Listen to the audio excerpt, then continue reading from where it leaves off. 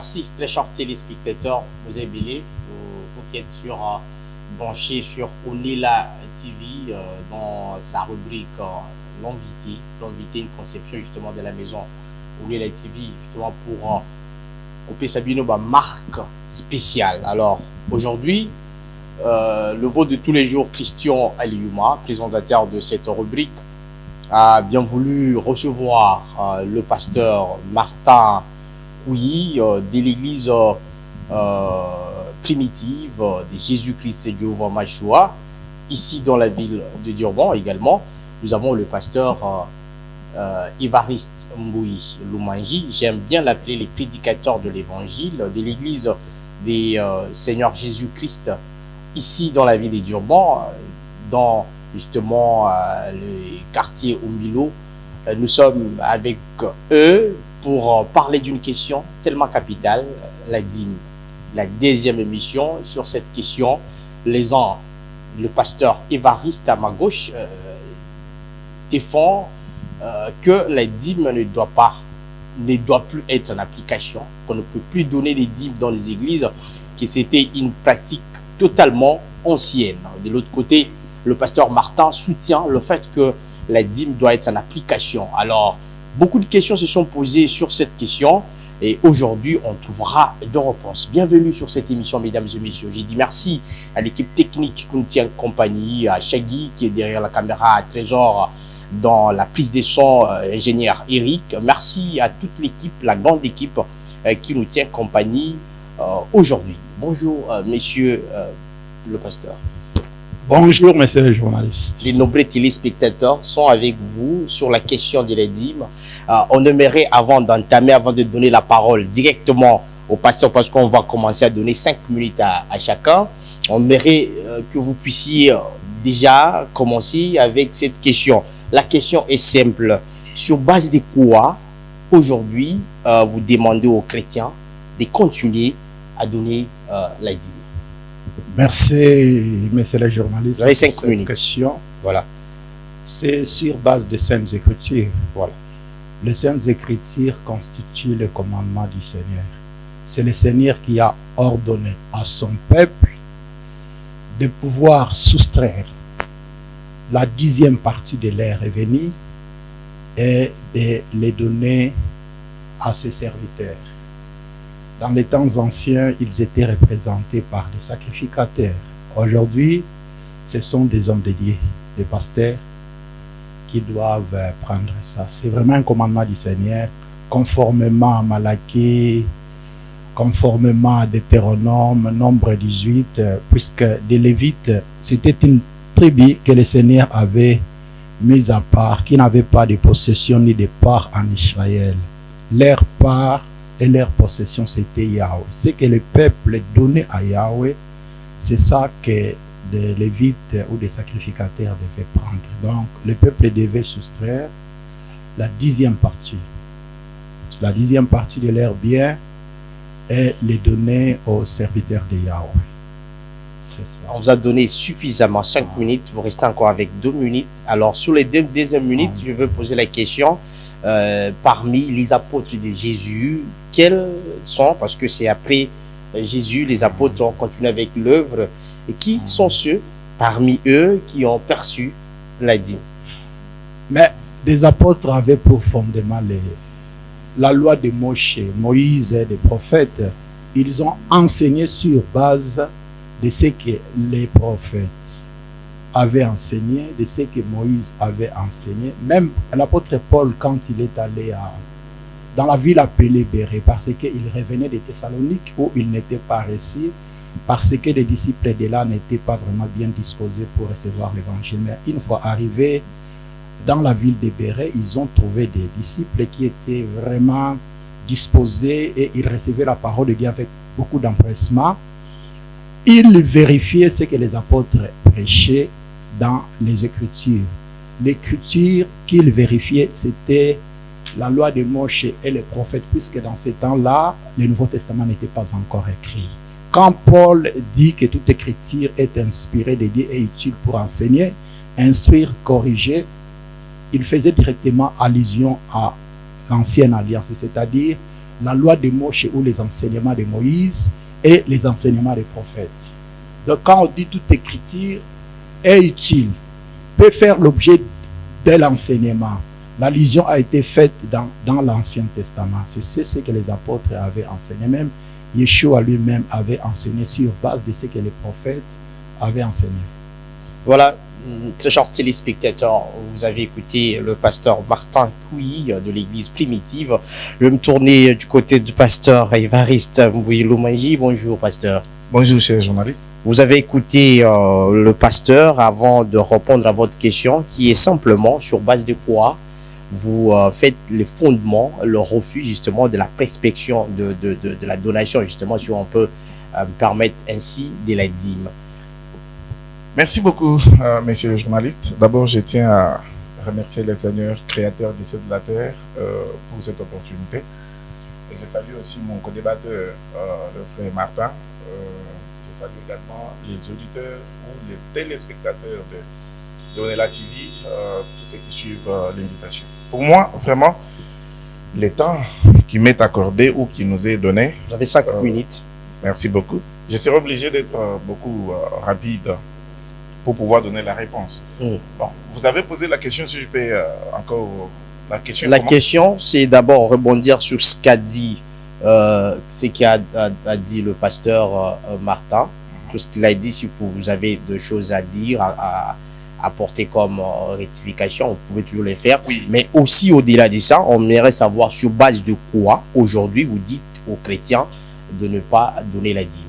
Vous-même, vous-même l'avez dit, vous venez encore de le répéter, vous avez parlé du concept chrétien.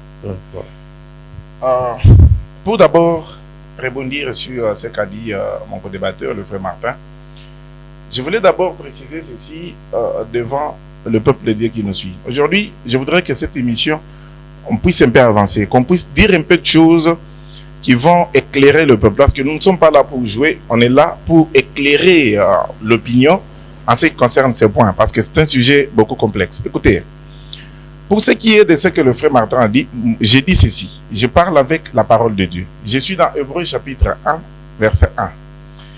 Je peux faire tout simplement la citation. L'apôtre Paul parle disant, Dieu, après avoir parlé à nos pères de plusieurs manières et à plusieurs reprises par le prophète, dans ces derniers jours, Dieu nous a parlé par le Fils. Cela implique qu'il y a 2 temps dans ces choses de Dieu ou dans cette Bible. Il y a 2 temps. Ces 2 temps, c'est la période d'autrefois et la période présente, ou présente si vous voulez. La période d'autrefois, c'est celle qui est appelée l'ancienne alliance. Et la période actuelle, c'est la nouvelle alliance.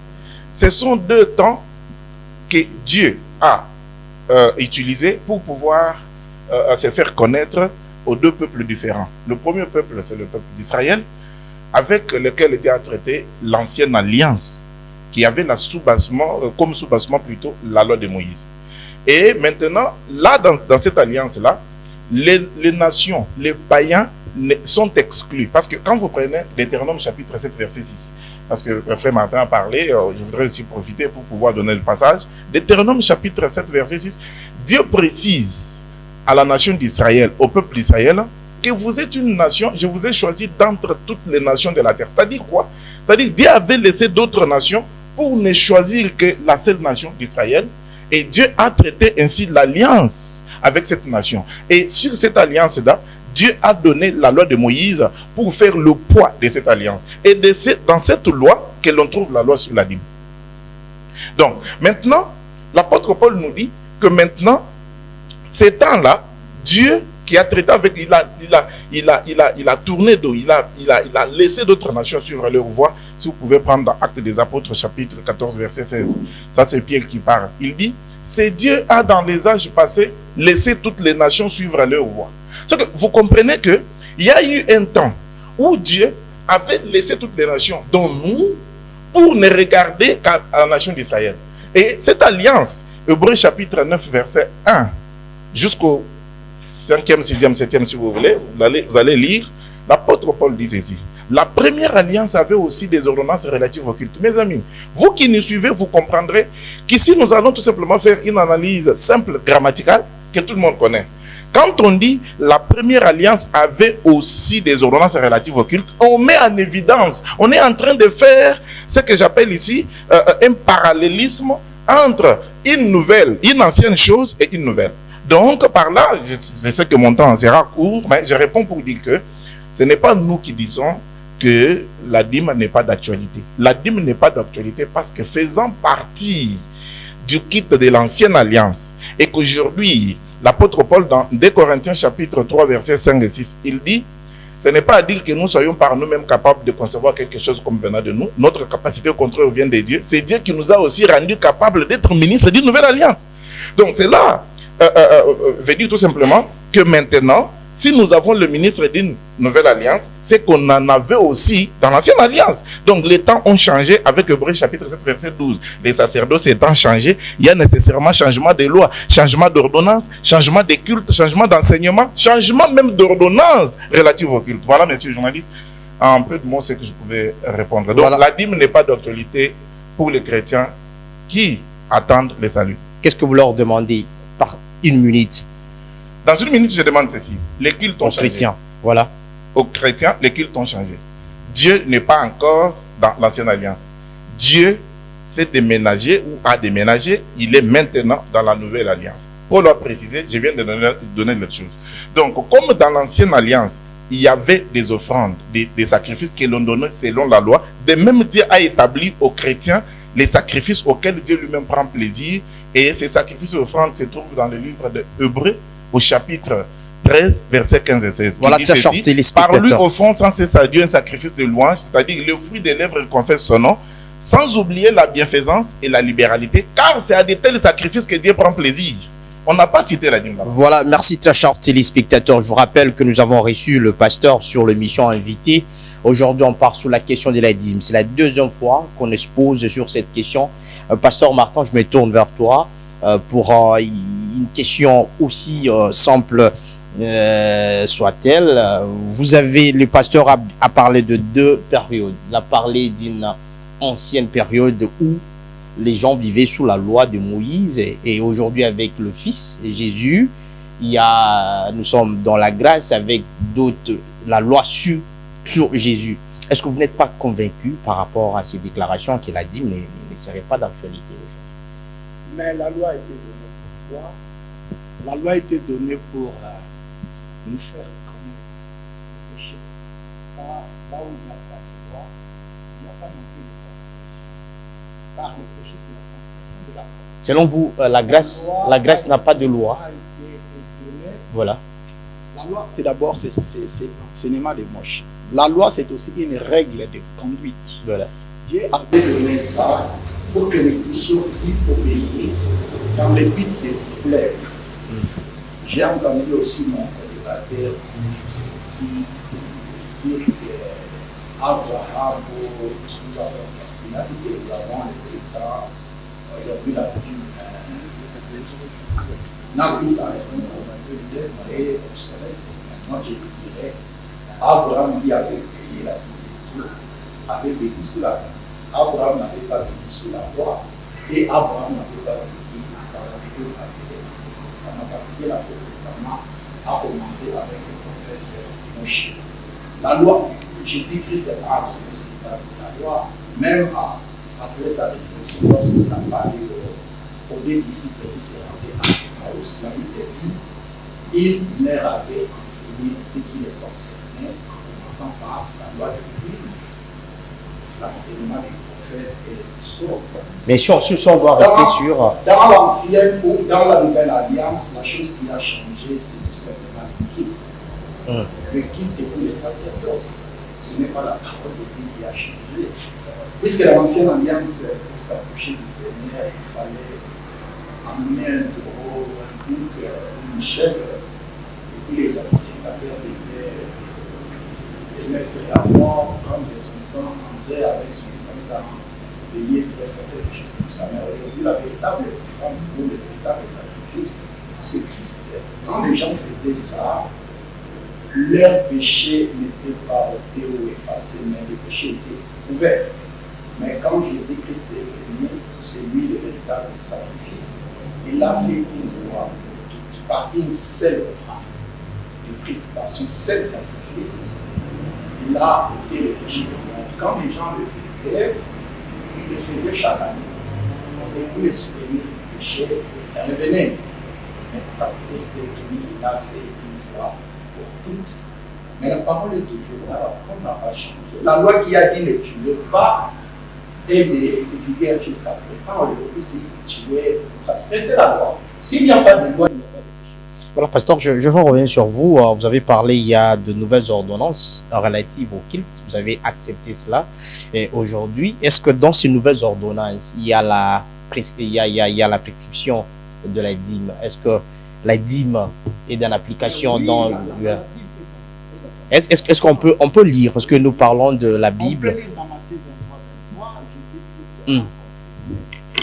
Non, on peut lire le Matthieu 23, puisque les téléspectateurs doivent comprendre ici. C'est Yeshua Amashi appelé Jésus-Christ par déjà des nations. Il faisait des reproches aux pharisiens, aux scribes et aux sacrificateurs de son temps.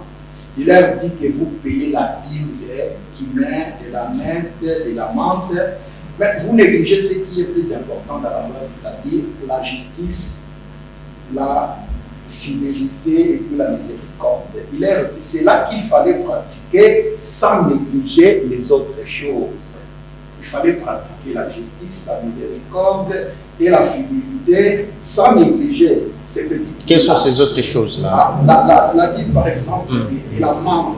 La menthe était une petite plante. La dîme de la nette, mais c'était des petites choses. Mais les pharisiens étaient fidèles à ça, en négligeant ce qui était plus important dans la loi, c'est-à-dire la justice, la fidélité et la miséricorde. Sans la dîme.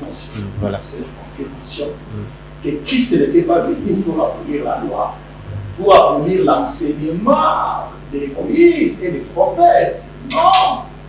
Il était venu pour donner l'essence. Ici, il vient de confirmer l'événement de la Bible.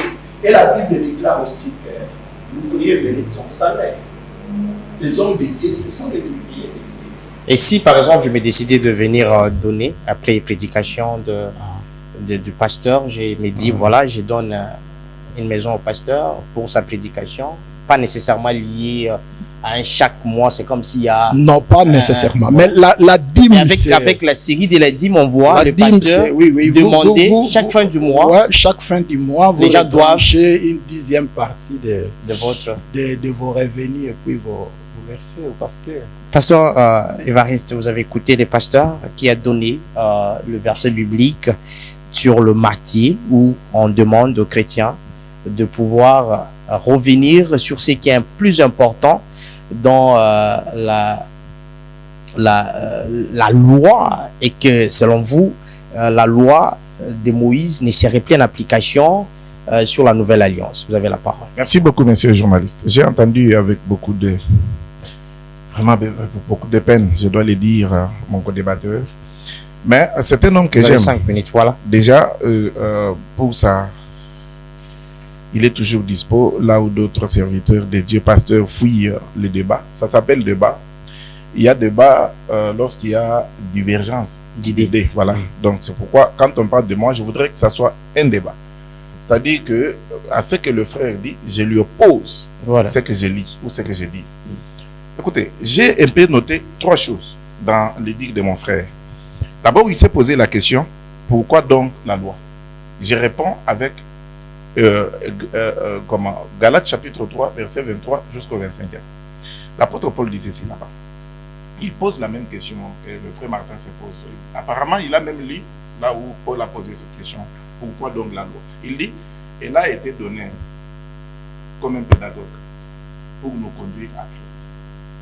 Donc la loi a existé avant que Christ ne vienne.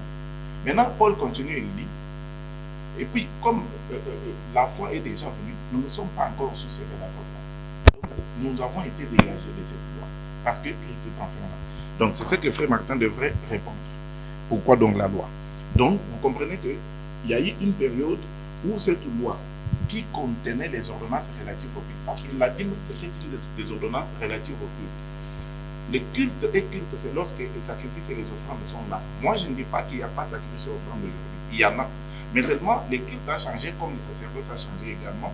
Maintenant, nous avons des sacrifices et des ordonnances, des offrandes auxquelles Dieu, que lui-même a institué par Jésus-Christ et qui sont maintenant d'actualité. Et si un chrétien ne donne pas ces choses, il ne l'est plus. Il n'est pas chrétien, il est peut-être chrétien de non seulement. La deuxième chose, le frère Martin vient de dire quelque chose ici, que ce qui a changé dans la nouvelle alliance, c'est seulement les sacerdoces et non la parole de Dieu. C'est seulement les cultes. Sacerdoce, les cultes, c'est la même chose. Et non autre chose. Ok. Je voudrais, ça c'est ici, je vois une contradiction. Parce que la dîme elle-même fait partie, c'est là qu'il a évoqué Abraham. La dîme elle-même fait partie des ordonnances de l'ancienne alliance qui a changé. Vous comprenez? La dîme elle-même fait partie des ordonnances du culte qui a changé. Quand tu dis que c'est seulement le culte qui a changé, c'est quand il met raison. Il dit que la dîme a changé. Mais il est allé se cacher derrière Abraham. C'est qu'aujourd'hui, lui enseigne ou paye la dîme qu'Abraham avait donnée et non celle que Dieu avait donnée par la loi aux enfants d'Israël de donner aux Lévites. Parce que je suis là pour expliquer aussi la dîme. La dîme n'était pas hebdomadaire. La dîme était, il y avait la dîme annuelle et la dîme de 3 ans. Je voudrais que Frère Martin nous dise ici, si lui observe la dîme annuelle ou celle de 3 ans, parce que je suis là pour expliquer aux enfants de Dieu vraiment la vérité. Donc, je vais d'abord ramasser ce que le Frère Martin a dit sur ce qui a changé, c'est le culte. Donc, les ordonnances de ce culte restent. Vous comprenez? Le culte change, mais les ordonnances de ce culte restent. C'est une contradiction notoire. Pourquoi? Il a évoqué Abraham. Je voudrais un peu m'attarder un peu sur cette dîme d'Abraham. La dîme d'Abraham, vous devez beaucoup faire attention avec cette dîme-là. Pourquoi? Parce que il dit qu'à la période d'Abraham, la loi n'existait pas. Mais je voudrais qu'il sache comment nous avons su l'histoire d'Abraham. Qui nous a parlé de l'histoire d'Abraham? L'histoire d'Abraham se trouve dans cette Bible. Mais dans quel livre exactement? Mais c'est dans le livre de Genèse. Or, nous savons tous que c'est lui qui a écrit Genèse. Frère Martin ne me contredira pas. C'est un prophète et qui s'appelle Moïse. Or, apparemment, Abraham a vécu avant Moïse. Comment Moïse a pu écrire d'Abraham avec exactitude, lui qui a vécu justement après Moïse, Abraham? Donc c'est pour faire comprendre ici que les choses de Dieu, on ne doit pas les prendre avec légèreté comme si c'était un livre de mathématiques français pour un Maurice Crévis. Parce que ici, c'est une preuve qu'un prophète fait un voyage à 3 temps. Un prophète de l'ancienne alliance, c'était un homme, c'était quelqu'un qui avait doté de capacité de voir les choses qui avaient existé avant lui. Parce que quand vous ouvrez Genèse chapitre 1er, Moïse écrit, il dit ceci: au commencement, Dieu créa les cieux et la terre. Était-il là?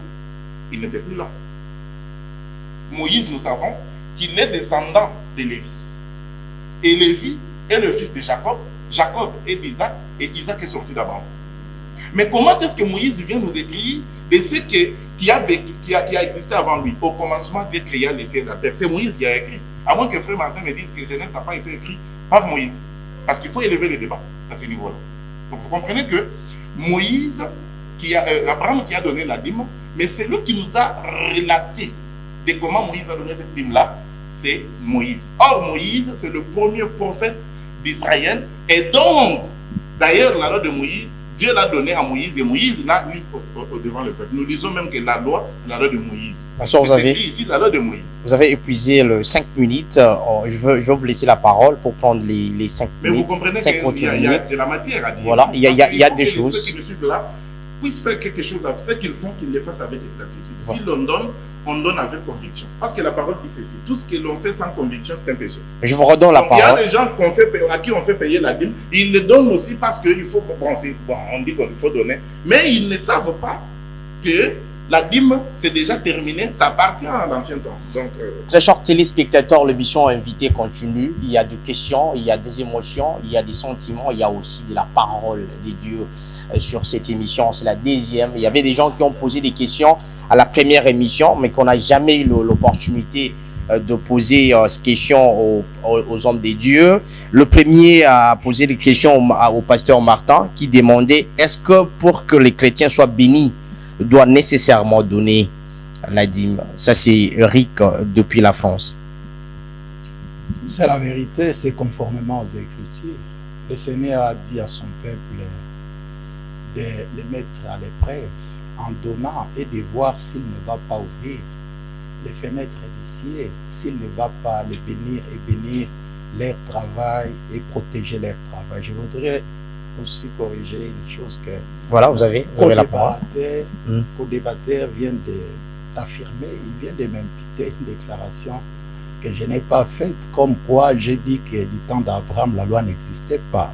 J'ai dit ceci, Abraham n'avait pas vécu dans l'Ancien Testament, ou n'avait pas vécu sous la grâce, mais Abraham avait vécu sous la loi. Mais la loi était là. Même en Éden, il y avait la loi. Dieu avait donné sa loi, disant à l'homme, tu pourras manger de tous les arbres du jardin, sauf l'arbre de la connaissance du bien et du mal. Les jours où tu en mangeras, tu mourras. La loi a toujours existé. Depuis que Dieu a créé les hommes, il leur a donné la loi afin qu'ils puissent s'y conformer dans le but de lui plaire. Quant à ta question que si on ne donne pas la dîme, on est sous la malédiction, c'est conformément à Malachie. Tout commandement du Seigneur, quand il est violé, on est sous la malédiction. Quand Dieu dit quelque chose, il s'attend à ce que nous puissions nous y obéir. Ne pas obéir à ce que Dieu a dit, donc nous sommes sous les coups de la malédiction. Donc, chaque prédicateur qui se paye un peu les lix de prêcher aux gens de ne pas payer la dîme, il est en train de les soulever. Il est en train de les amener à piétiner sur la loi divine. C'est ça ce que le diable avait fait en Éden. Quand Dieu avait donné sa parole, c'était le diable qui avait utilisé les serpents pour s'approcher de la femme, pour lui dire, est-ce que Dieu a réellement dit que vous ne mangerez pas de tous les arbres du jardin? La femme avait dit, oui, nous mangeons de tous les fruits du jardin, sauf l'arbre de la connaissance du bien et du mal, l'arbre qui est au milieu. Le diable lui avait dit, vous ne mourrez pas. Vous connaissez, les serviteurs de Satan se font toujours passer pour des avocats des enfants de Dieu. Dès que vous lui prêtez l'oreille, c'est fini, il vous prend, il vous rébelle contre les Seigneurs. Pasteur, je vous relance sur vos 3 minutes restantes par rapport à votre déclaration. S'il y a des gens qui ne connaissent pas Dieu, qui ne partent pas à l'église, ils sont riches, ils sont matériellement bien positionnés. Est-ce que vous liez ces bénédictions par rapport à une quelconque action de grâce vers le Seigneur? Parce qu'ils n'en font pas pratiquement. Mais quant à nous chrétiens, nous sommes tenus de les payer. Bon, il y a des enfants de Dieu, tout comme il y a des enfants, surtout sur cette terre, ce sont des enfants du diable qui ont plus de moyens. Si on regarde aussi, beaucoup de gens, on échange. Je vous laisse la parole, pasteur. Je vous laisse la parole. On regarde aussi dans des églises où on donne la dîme. Les chrétiens ont l'habitude de donner la dîme. Les chrétiens sont pratiquement pauvres. Hein? Mais la dîme, on donne à qui? Voilà. Si vous n'appartenez pas à l'église du Seigneur et que vous payez votre dîme, le Seigneur ne reçoit pas cette dîme-là. Tout ce que vous appelez église ne lui appartient pas. Il a son église. Le diable a ses églises qui sont des clubs. Il est en train de séquestrer les gens, de leur donner quelque chose qui ressemble à la parole de Dieu, mais ce n'est pas la parole de Dieu. Quand vous payez la dîme à une église qui n'est pas la sienne, c'est-à-dire vous ne la payez pas à lui, vous donnez ça au diable. Donc il y a des serviteurs qui sont censés recevoir la dîme, d'autres non, ils le font entre pas tout simplement la population, le peuple. Quand vous faites partie d'une église qui n'est pas son église et que vous payez votre dîme là, le Seigneur ne la reçoit pas. Il faut faire partie de son église, car il est le sauveur de son église, qui est son corps. C'est dans cette église-là, comme il est dit dans Malachie, il faut amener vos dîmes à la maison du trésor. La maison du trésor, c'est la maison de Dieu.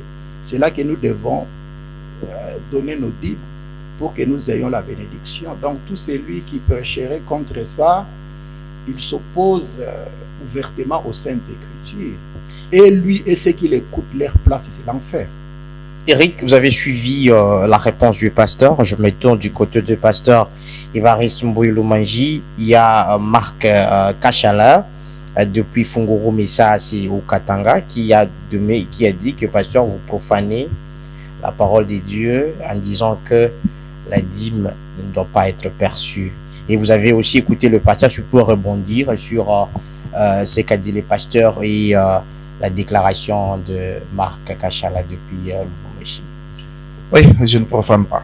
Vraiment, Vous avez 5 minutes. Ouais. Mais je pense que vous me donnez. Apparemment, je crois. C'est la police du débat. Oui, d'accord. Voilà. Je ne profane pas. Par contre, c'est plutôt nous qui sommes en train d'amener les gens à Christ. Nous avons d'abord, j'ai parlé d'abord ici de 2 temps, mais apparemment, mon co-débatteur n'a pas fait attention à ça. Par exemple, écoutez cette parole. Je prends Éphésiens chapitre 2, parce que moi, je n'ai pas encore lu jusque-là. Éphésiens chapitre 2, et puis je reviens dans Malachie. Éphésiens chapitre 2, il est dit ceci au verset 11. Voilà. C'est pourquoi vous, autrefois païens dans la chair, appelés incirconcis par ce qu'on appelle circoncis, et qui le sont en la chair par la main de l'homme. Souvenez-vous que vous étiez en ces temps-là sans Christ, privés du droit de cité en Israël, étrangers aux alliances de la promesse, sans espérance et sans Dieu dans le monde. Mais maintenant, en Jésus-Christ, vous qui étiez jadis éloignés, vous avez été rapprochés par les saints. Donc vous comprenez ici que l'on parle au peuple gentil, aux nations qui étaient jadis éloignées. Lorsque Dieu donnait la loi dans laquelle il y avait les dîmes et autres, les nations, nous les nations, nous n'étions pas concernés. Pourquoi? Parce que nous étions en ces temps-là sans Dieu. C'est très bien dit. Donc Dieu ne pouvait pas se soucier du peuple qui ne lui appartient pas. C'est d'abord la première chose qu'il faut noter. C'est comme ça que Dieu a approché la nation d'Israël et lui a donné la loi dans laquelle il y a les cultes et il y a toutes ces ordonnances-là. Et maintenant, les temps sont arrivés, ou les temps est arrivé, pour que nous, les nations qui étions éloignées, nous puissions nous rapprocher. Dieu n'est pas venu à nous en nous tendant encore la main de Moïse. Non, il nous a tendu son fils. Les choses doivent être très claires. Voilà. Ce n'est pas par Moïse que Dieu est venu aux nations. Non. Mais c'est par Christ que Dieu est venu vers les nations. Je peux encore vous rappeler quelque chose. Il y a eu un débat, ça ce n'est pas le premier. Il y a eu un débat dans Actes des Apôtres chapitre 15. Et ce débat était justement sur des choses concernant ces choses. Donc parler un peu exactement dans ce sens ici. Pourquoi? Parce que Paul, après avoir prêché Christ dans la Judée, quelque temps après, des hommes juifs ont commencé à enseigner aux frères que si vous n'êtes pas circoncis selon les rites de Moïse, et si vous n'observez pas pratiquement ce que le frère Martin dit, si vous n'observez pas la totalité de la loi de Moïse, vous ne pouvez pas être sauvé. La parole dit ceci: Paul et Barnabas eurent avec un débat et une vive discussion. Maintenant, comme ils ne pouvaient pas s'entendre, ils ont donné rendez-vous à Jérusalem. Arrivé à Jérusalem, c'est là que la conférence s'est élargie. Et là, dans la conférence, l'apôtre Pierre prend la parole et dit ceci: il ne faut pas mettre la charge sur les dos de païens à cause de la loi que ni nos pères ni nous n'avons pas pu porter. Par contre, ces gens sont sauvés, non par la pratique de la loi de Moïse, comme nous, mais plutôt par la foi en Jésus-Christ. Est-ce que vous comprenez? C'est ça la différence. Donc, comme la dîme, la pratique de la dîme justifiait le peuple d'Israël, vous vous souviendrez, Jésus-Christ parle de 2 personnes qui faisaient la prière. L'un était publicain et l'autre était pharisien. Le pharisien a prié disant: moi, je suis bon. Pourquoi? Parce que je jeûne 2 fois par semaine et je donne la dîme de tout. C'est parce qu'un juif, sa gloire, c'est dans la pratique de la loi. C'est pourquoi Pierre précise que les païens, eux, ce n'est pas par les œuvres de la loi qui sont justifiés. Parce que même nous ne sommes pas justifiés, nous juifs, par les œuvres de la loi. Nous avons beaucoup fait, mais nous n'avons pas pu arriver. Mais c'est plutôt par la foi en Jésus-Christ que nous sommes maintenant sauvés. Et au même titre qu'eux, et aussi païens, c'est par la foi en Jésus-Christ et non par une œuvre quelconque de la loi, dont la dîme. Parce que la dîme était une des œuvres. Maintenant, si vous pouvez me permettre, monsieur le journaliste, non, je vais vous permettre. Vous allez chuter. Parce qu'il faut que je réponde vous allez chuter. Vous allez chuter, mais est-ce que vous pouvez revenir sur la question qu'il dit que lorsque le chrétien, c'est lui qui ne donne pas la dîme, il sera. Il est sous la malédiction. Il est sous la malédiction. Ça, c'est faux, archi faux. D'abord, le frère a évoqué Malachie chapitre 3. Nous allons, permettez-moi. Non, je vous permets, vous avez 3 minutes. Nous allons tous ici, parce qu'il y a des amis même ici, à sur place, dans les studios qui nous suivent. Malachie chapitre 3, nous allons tous prendre Malachie. Vous allez comprendre la confusion que les gens se font aujourd'hui. Ici, c'est Malachie. Ici, nous devons nous poser la question, Malachie, le prophète, il est le prophète de quelle dispensation? Ici, Malachie, c'est le prophète d'Israël. Ici, Christ n'est pas encore venu. Ici, il n'y a pas de chrétiens. Malachie ne parle pas ici aux chrétiens. Ici, Malachie parle aux enfants d'Israël qui avaient la loi. Et quand vous allez lire ici, écoutez ce que Malachie dit par exemple. Il dit, je commence à partir du verset 7. Depuis le temps de vos pères, vous vous êtes écartés de mes ordonnances. Je pose la question au frère Martin. Si lui croit que ça s'est adressé à lui, quels sont les pères ici? C'est le père des frères Martin ou ce sont les autres pères? Donc la confusion, voilà la confusion. Donc Malachie précise ici, il dit, depuis le temps de... Les pères ici, c'est ceux qui sont sortis de l'Égypte, de la maison de la servitude, et qui marchaient vers la terre promise. Maintenant, quand Malachie parle, il dit, c'est parce que Malachie est envoyé quand Israël est déjà dans Canaan. Maintenant, il leur parle, il leur dit, depuis le temps de vos pères, quels pères? Ceux qui sont sortis de l'Égypte. Ce ne sont pas nos pères congolais. Non, mais nous devons un peu évoluer dans le débat. Et c'est là qui nous taxe de païens ou de comment. Mais nous lisons les choses de Dieu et nous savons classer les choses dans le temps et dans l'espace, dans leur contexte. Et si je suis en train de placer cette écriture dans l'espace. Voilà. Bon, maintenant, merci beaucoup. Merci, les journalistes. Et il dit, vous n'avez pas observé mes ordonnances, revenez à moi et je reviendrai à vous, dit l'Éternel des armées. Et vous dites, en quoi devons-nous revenir? Un homme trompe-t-il Dieu? Car vous me trompez et vous dites, en quoi t'avons-nous trompé? Dans les dîmes et les offrandes. Vous êtes frappés de la malédiction et vous me trompez, la nation tout entière. La nation tout entière au singulier. Dieu ici ne dit pas les nations toutes entières, non. Il dit, vous me trompez pour dire que c'est la nation d'Israël, mon frère. C'est comme ça aussi, lorsqu'il va descendre, il va parler de la maison, de la maison du trésor. Il dit, par exemple, apportez vos dîmes, je suis au verset 10, il dit, où est le verset 10, Seigneur? Où est le verset? Je ne voudrais pas lire ça comme ça. Voilà. Apportez à la maison du trésor toutes les dîmes afin qu'il y ait de la nourriture dans ma maison. Vous comprenez que la dîme avait comme finalité qu'il y ait la nourriture, pas chez Frère Martin, mais dans la maison de Dieu qui était la maison du trésor. Et ici, cette maison du trésor, Frère Martin n'a pas dit la vérité. Cette maison du trésor, ce n'est pas son assemblée. Cette maison du trésor, c'est la maison d'Israël, de Jérusalem. C'est le temple de Jérusalem. Là où tout s'est donné, toutes les offrandes s'est données là-bas.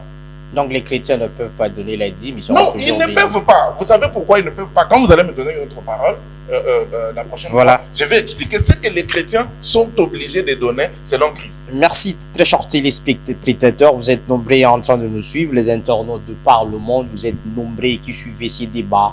Je vous dis qu'il y a à boire et à manger dans cette émission. Mais tenez-nous, on était par rigueur. Nous nous approchons aussi lentement, sûrement vers la fin de ces numéros. 45 minutes nous a été donné par la réalisation. Pasteur, vous avez écouté votre co-débatteur qui nous donne les sous-bassements de l'enseignement qu'il donne aujourd'hui aux chrétiens. C'est Jésus-Christ. C'est les enseignements de Jésus-Christ, la grâce.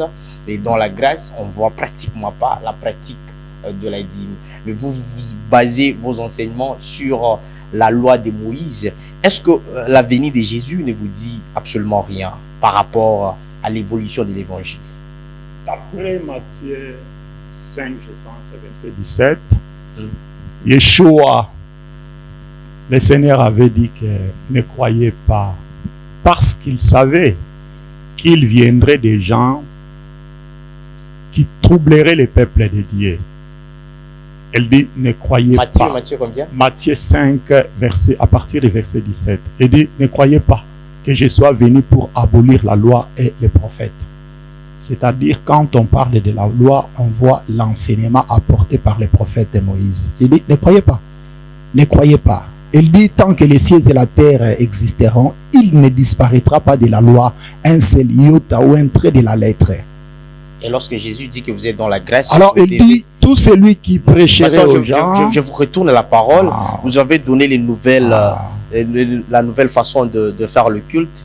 Et vous avez fait référence au Deutéronome chapitre 2, verset 6, qui donne les ordonnances, les prescriptions, comment faire vos cultes. Est-ce que dans ça, par rapport à la grâce, est-ce qu'il y a la prescription de la dîme? Mais Abraham avait vécu avant avant la loi, avant que la loi soit donnée, il a vécu sous la grâce, il avait payé la dîme de tout. Abraham. Et puis j'ai entendu aussi mon co-débatteur dire que à l'époque de Malachie, il n'y avait pas de chrétiens. C'est archi faux. Depuis que Dieu a mis l'homme sur la terre, il lui a mis son esprit qui est le Saint-Esprit. Alors tout celui qui a l'esprit de Dieu est d'office chrétien. Même la Bible dit ici, je pense dans 2 Pierre 1, la Bible est parlant des prophètes de l'ancien temps, disant que tous ces prophètes-là avaient l'esprit de Christ en eux. Comment quelqu'un peut avoir l'esprit de Christ et ne pas être chrétien? Les gens pensent que être chrétien, ça a commencé ici dans le Nouveau Testament. Non. Non, depuis Adam, passant par les prophètes, ils étaient des chrétiens. Même David était chrétien, Abraham, et tous avaient l'esprit de Christ. Et je voudrais encore... Peut-être l'appellation des chrétiens n'existait pas. L'appellation, peut-être l'appellation, mais ils étaient des ouins. Mais qu'est-ce que la différence, si on peut faire un crochet, la différence entre les chrétiens et ceux qui ont l'esprit de Dieu, est-ce que... Ben, tout celui qui a l'esprit de Dieu est chrétien d'office. Être chrétien, c'est être comme Christ. Hein? Évoluer. David était comme Christ.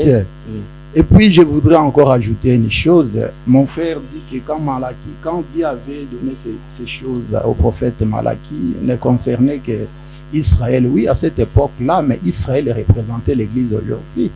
L'Église, Israël était l'image de l'Église. Et puis je voudrais encore ajouter une chose. On peut lire ça dans Jean chapitre 5 rapidement. Au verset 45, c'est Christ qui dit, disant que ne pensez pas que moi je vous accuserai devant le Père. C'est lui qui vous accuse, c'est Moïse, en qui vous avez mis votre espérance. Car si vous croyez Moïse, vous me croirez aussi, parce qu'il a écrit de moi. Mais si vous ne croyez pas ses écrits, c'est-à-dire si vous ne croyez pas à ses enseignements, comment croirez-vous à mes paroles? Je voudrais ajouter encore une chose ici, dans Romains 3. Romains 3, qu'est-ce que la Bible dit? Romains 3, non, c'est Romains 4, verset. Non, Romains 3, verset 20. Car nul ne sera justifié devant lui par les œuvres de la loi, puisque c'est par la loi que vient la connaissance du péché. Et puis, Romains 4, verset 15, parce que la loi produit la colère, et que là où il n'y a point non plus, car là où il n'y a point de loi, il n'y a point non plus de transgression. Et puis, Romains 5, verset 13, car jusqu'à la loi, le péché était dans le monde, or le péché n'est pas imputé quand il n'y a point de loi. Si aujourd'hui nous pouvons condamner les gens, il a fait ceci, nous critiquons, nous émettons des critiques, parce qu'il y a une loi interdisant ce que cet homme-là a fait. S'il n'y a pas de loi, il n'y aura pas de transgression, pas de transgression, pas de jugement. Il n'y aura pas non plus de jugement, il n'y aura pas non plus de condamnation. Donc la loi est là. La loi dont on parle ici, c'est l'enseignement de Moïse. Jésus-Christ lui-même avait basé son enseignement sur ce que Moïse et les prophètes avaient enseigné. Même les apôtres, l'Église étant édifiée sur les fondements au singulier des prophètes. L'Église est édifiée sur les fondements des prophètes et des apôtres, dont Jésus-Christ lui-même est la pierre angulaire. L'Ancien Testament, c'est la base ou la fondation. Tous les apôtres avaient basé leurs enseignements sur ce qu'avait enseigné Moïse et les prophètes. Dire aujourd'hui que ne pas payer la dîme, moi je pense que c'est une révolte contre Yahweh. C'est amener tout simplement le peuple de Dieu à se révolter contre Dieu. Donc tout celui qui prêche ça. Mais comment se révolter contre Dieu alors que ça sera une charge de moins pour tout enseignement qui va à l'encontre de la parole de Dieu, c'est une révolte contre Dieu. C'est amener les gens à être rebelles à l'égard du Seigneur. Voilà, on s'achemine, comme je le disais, lentement sûrement vers la fin de ce numéro. Pasteur, vous avez la parole. Moi, je comprends que Frère Martin, mon co-débatteur, a lu les brochures avant de venir ici et il nous a amené la Bible pour faire semblant. Pourquoi je dis ça? Parce que c'est dans le brochure qu'il y a toutes ces élucubrations, et ces théories, tout simplement, du prophète messager. Et nous savons que ce prophète messager a induit alors beaucoup de gens en erreur.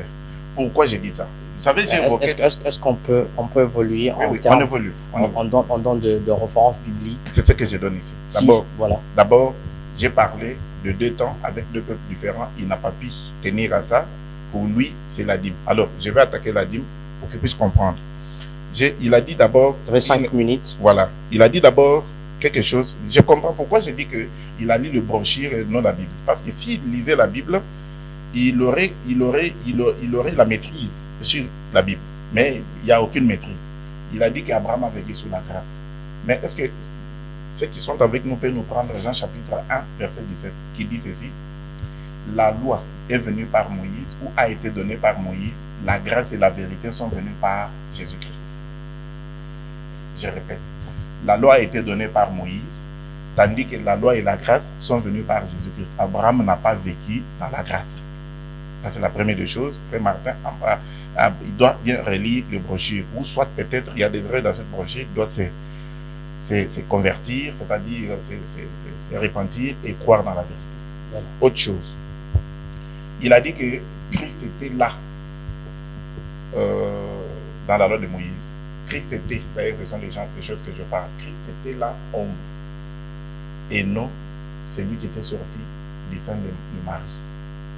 Parce que quand vous prenez Deutéronome, deuxième épître de Paul aux Corinthiens, chapitre 5, verset 16, Paul dit ceci: maintenant nous ne connaissons personne selon la chair.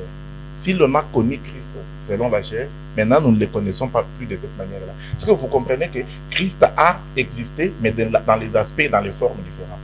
Est-ce que vous comprenez ça? Donc, Christ dans la loi avait la forme de l'homme. Exactement, c'est ce que je suis en train d'expliquer. Christ était la table de pain de propositions. Qui pouvait le savoir?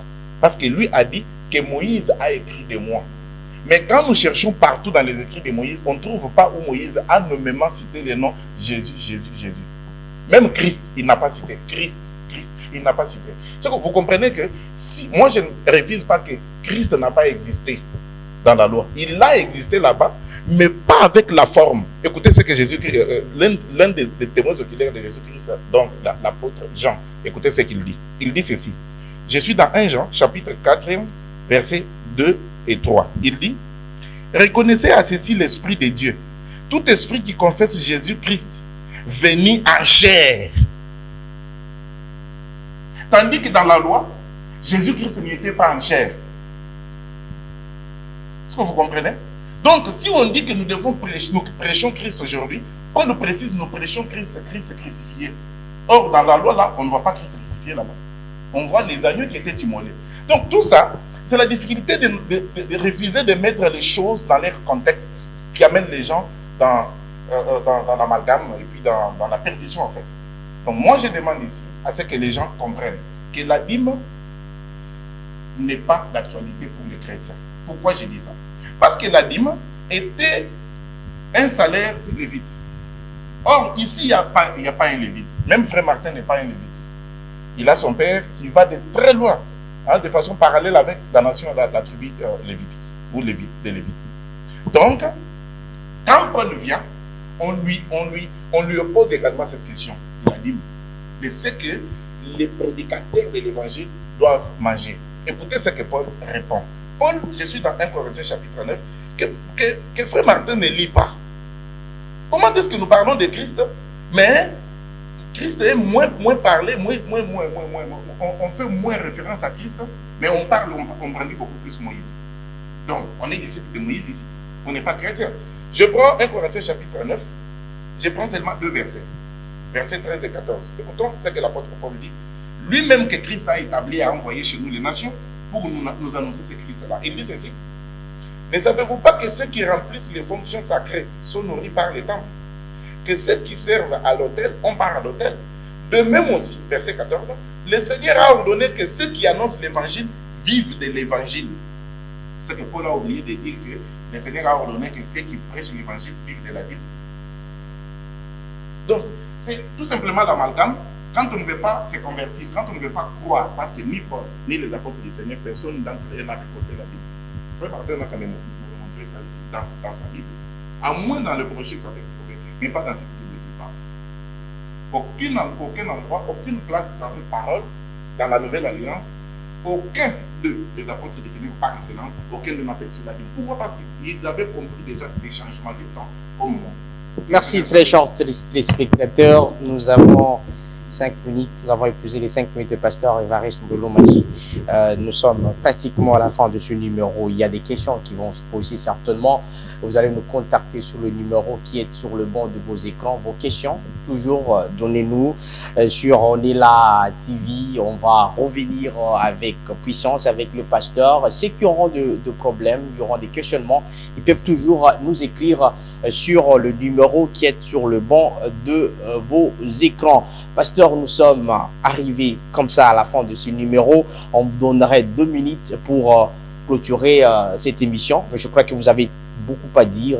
Vous aurez toujours les opportunités dans nos prochaines émissions. 2 minutes. Merci beaucoup, messieurs les journalistes. Je salue en passant tous nos téléspectateurs et je salue aussi mon évêque général Pierre Kassambakana et tous ceux qui sont autour de lui et tous les prédicateurs de partout.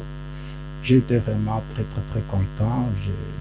J'appelle juste à tous les chrétiens qui vivent encore dans Babylone, là où on prêche qu'on ne peut pas payer la dîme, de sortir de là, de se repentir et de venir là où la véritable parole se prêche, car dans très peu de temps, le Seigneur Yeshua Mashiach va restaurer son Église. Il va démontrer sa puissance avant l'enlèvement.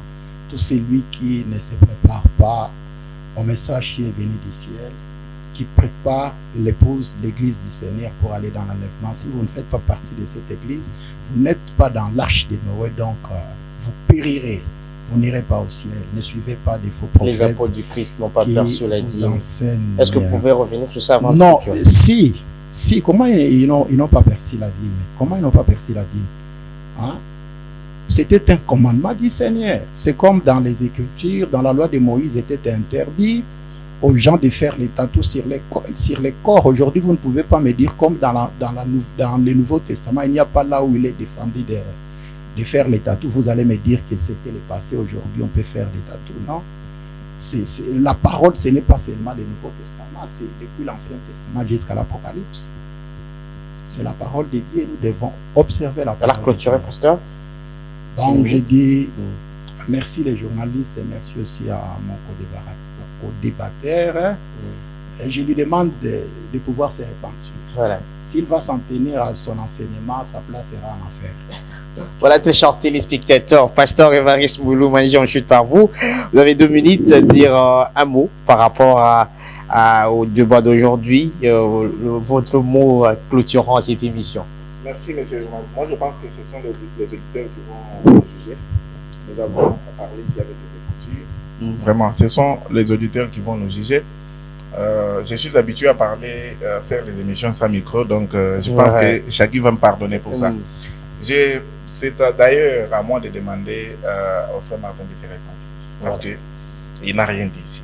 Mais qui va se repentir entre vous des... Non, il doit se repentir. Pourquoi je dis ça? Parce qu'il ne sait pas se situer à quel temps il existe. Lui, déjà, il est dans la loi de Moïse. Lui a vécu, il est en train de vivre avec Moïse. Mais il dit que toute écriture est inspirée. Mais il croit en Jésus-Christ. Donc c'est une contradiction, allez-y comprendre, monsieur le journaliste. Donc, non, il dit que toute écriture est inspirée de Dieu, que ce soit la loi de Moïse, que ce soit Jésus. Non, le problème est qu'il ne comprend même pas c'est quoi une écriture, parce qu'il y a une différence entre l'écriture et l'épître, ou les épîtres des apôtres. Il y a une différence. Mais vous allez voir, quand il a pris matière ici, il a dit, je vais prendre une écriture. On reviendra sur ça. Comprenez que c'est tout simplement une erreur qui est chez tous. Une minute pour clôturer. Une minute, je vais tout simplement demander au frère Martin, c'est à lui de se repentir parce que la dîme qu'il donne, j'ai posé ici la question pendant mes précédentes interventions, je lui ai dit, quelle dîme il donne? Parce que dans Deutéronome chapitre 14, il n'y a que 2 dîmes. La dîme annuelle et la dîme de 3 ans. Quelle dîme il donne? Parce que si vous allez le poursuivre ce dimanche, il va demander la dîme. Et le dimanche passé, il en avait demandé. Et le dimanche prochain, non, ils demandent la dîme chaque semaine. Or, dans cette Bible, vous l'avez entendu dire ici, évoquer Matthieu chapitre 5. Clôturez, pasteur. Là où le Seigneur dit, frère Martin, j'ai pitié. Frère Martin vous a dit ici que Jésus a dit, je ne suis pas venu abolir, tandis que lui abolit. Dieu avait prescrit que la dîme soit annuelle et celle de 3 ans, tandis que frère Martin perçoit chaque dimanche. Voilà. Il abolit ou il est dans la parole de Dieu. Merci. Voilà. Donc, c'est au frère Martin de se repentir. S'il veut aller dans cette pratique de la dîme, alors qu'il fasse quand même selon ce que la loi avait prescrit. Et non ce que lui s'est prescrit lui-même. Voilà. Voilà, merci très chers téléspectateurs. J'ai dit merci à ceux qui nous ont tenu compagnie sur cette émission. Papa Doris, Passam, à toute l'église assemblée chrétienne de Jésus ici dans la ville de Durban et sur Mbilo, aux chrétiens de l'église primitive, Yeshua Machua ici dans la ville de Durban. Christian Aluma a été à la présentation sous la haute supervision technique de Chagui et de Trésor. Merci à vous, à Papa Eric du côté des sons. Merci à tous les nombreux téléspectateurs. Rendez-vous pour nos prochains numéros. Merci.